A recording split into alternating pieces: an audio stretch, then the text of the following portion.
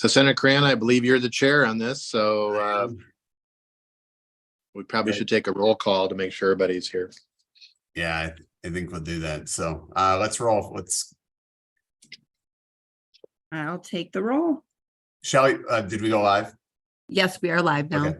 All right, great.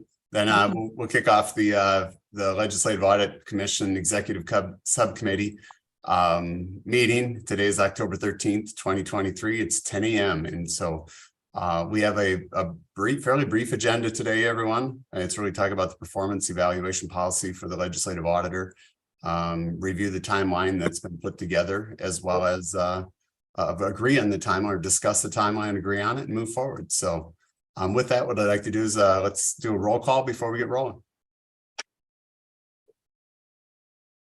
I'll take the roll. Senator Cran, Here.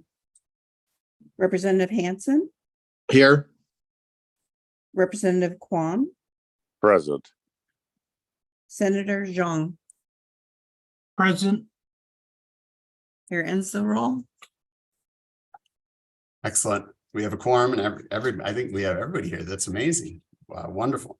So yeah, the only thing we have on the agenda is the performance evaluation, the policy structure and timeline for the legislative auditor. Something we developed, was that 2 years ago now, Representative Hansen, I think? Probably maybe 3 years ago. Might be 3. The years go by. Yeah. And for everyone there, we hadn't had a formal policy in place before involving everybody. It was done informally to some sense. And so we created a policy to, one, bring transparency, but I think it's really proven well.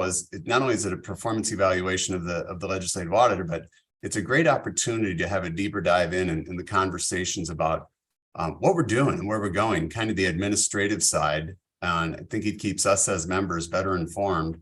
And to me, it's working well. And with the assistance of Ms. Urich, formerly Ms. Weber, helping coordinate and put these things together has given a great structure, not just for the public, but for the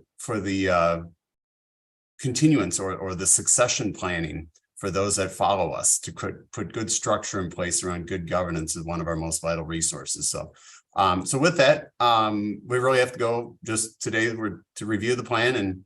And as you always do, Ms. Urich, if you would cover what you've put together, discussing the steps within the timeline that you've updated, and then all members, let's review it, see if it meets the timeframes.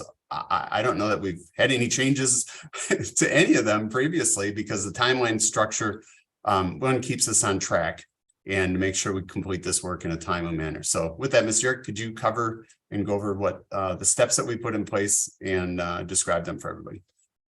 Good morning, Mr. Chair and members. I'm Michelle Urich, Executive Director of the Legislative Coordinating Commission, and I am going to share my screen so that you all can see the work plan as I talk through it and the timeline.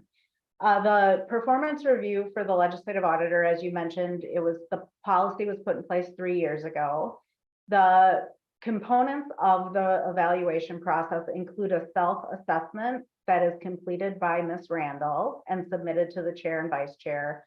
There's also staff and stakeholder and member input that goes into the process. And you'll see later as I walk through the timeline, the mechanism by which that input is gathered. And then finally, the evaluation concludes with an in-person meeting with the chair and vice chair of the Legislative Audit Commission and Ms. Randall to go over the performance evaluation.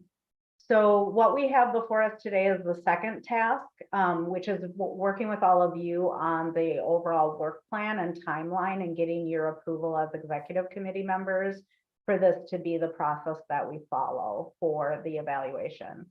The item number 3 is when the work plan was first put together, we did not know this. However, since that time, Senator Curran and Representative Hansen had identified Senator Rust and Representative Quam as the individuals who would be involved in conducting stakeholder interviews and gathering input that they would then pass on to Senator Curran and Representative Hansen for the purposes of completing the review.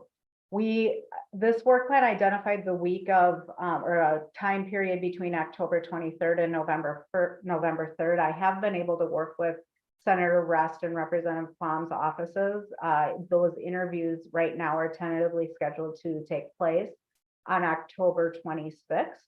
It will include interview with agencies that have received a program evaluation or financial audit, as well as interviews with staff within the Office of the Legislative Auditor to provide input on the performance, as well as areas of focus for the Legislative Audit Office and Legislative Audit Commission to consider as they move forward over the next year. We're working on setting up a time for Senator Rest and Representative Quam to meet with Senator Curran and Representative Hansen to share the findings from the interview. Ms. Randall would submit her self-assessment to the chair and vice chair by November 3rd. And then also Ms. Randall, part of the policy requires Ms. Randall to conduct an annual performance review of the deputy auditors. And so that's why the work plan reflects this step as well, to be consistent and compliant with the policy. The final review then, the policy indicates that the final review, today's meeting really sets the starting point. So the work plan gets adopted no later than 30 days in advance of the final evaluation occurring. And so today's meeting is what designates the time period under which that final meeting with Senator Curran and Representative Hansen would occur for the review to be completed. Once the review is completed, there are some summary materials that are distributed to the full LAC. It doesn't include any confidential information, but essentially includes an overview of the chair and vice chair's findings on the performance of the legislative auditor. And then if requested, the Legislative Audit Commission also could have a meeting where they discuss the outcome of the performance evaluation. Also, we work hard and diligently to protect any private or confidential information. The LCC, me as the director of the LCC, I provide administrative and logistical support, but do not participate in any of the interview meetings or the final program evaluation. So I handle the logistics of setting up things and making sure that there are templates available.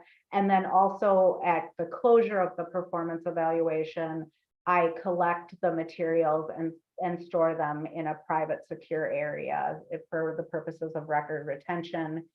During the course of the review, if any of the members who are participating in the process identify any concerns related to performance, Lexi Stengel, the Director of Senate Council Research and Fiscal Analysis, Patrick McCormick, the Director of House Research, or myself are available and should be consulted so that the appropriate steps are taken. Also, I'll put a little plug in for next year's evaluation, which will include something different than the first 2 years. So it's the midpoint evaluation of the 6-year term that Ms. Randall's been appointed to. And the policy currently requires that at that midpoint, that there be an external party brought in to assist with the review and capturing additional information. And the external party cannot be part of the legislative, judicial, or executive branch. So we will, next year, we'll be getting started on this process a little bit earlier because the executive committee will provide input and advice and guidance to me on that external consultant work that will be part of the review process also. So with that, Shelley, would you be willing to stop sharing my screen for me? Thank you. And I'm happy to answer any questions you may have. Excellent. Thanks, Ms. Yurk. And so any members have any questions or comments regarding the outline or the work plan as defined? I don't see anybody's hands. With that, then I think we would entertain a motion to adopt it, but I think there's just two kind of clarifications, no structural changes, and that would be The name change, Ms. Weber to Ms. Urick. And then the addition of adding the evaluators, Senator Rest and Representative Quam in the appropriate space. Other than that, I don't see any other changes. Anybody else see any other changes? With that, I would entertain a motion to adopt it. Representative Hanson, motion to adopt. So moved. All right, Representative Dink's motion to adopt the work plan. Any comment, members? See no comment. All those in favor, please turn your audio on and indicate yes for those in favor. Yes. Yes. Yes. Yes. So with that, motion carries and we've adopted the work plan. And with that, any other, I don't see any, you guys already have the rules that you've got the structure to read. We've actually completed our business for the day, for the intent of the meeting, adopting the work plan. And we appreciate, again, Representative Quam and Senator Rest, of course, taking on the role for us to do the interviews for us last year. The last 2 times, I think this process worked really well and really informative. And I think we've got some great work that's been done, but we have to step in and do a great evaluation. This is one of the most cherished assets we have in the state of Minnesota for our eyes and ears and our oversight of government. And so this is good structure. And so I appreciate everybody participating and everybody here, Ms. Randall and Ms. Urick and all the members as well. This is really important business here. Today seems pretty simple, but it's really a good structure that we're putting in place for really good governance of this vital resource. So any comments or concerns from members? Boy, you guys are really, we're not holding up for lunch. But It's the rain, Senator. It's the rain. yeah, I agree. Well, cool. Yeah. Well, with no further business before us, we'll adjourn the legislative audit, the executive subcommittee. So thank you, everybody. All right. Thank Thank you. Thank Thank you, you. everyone.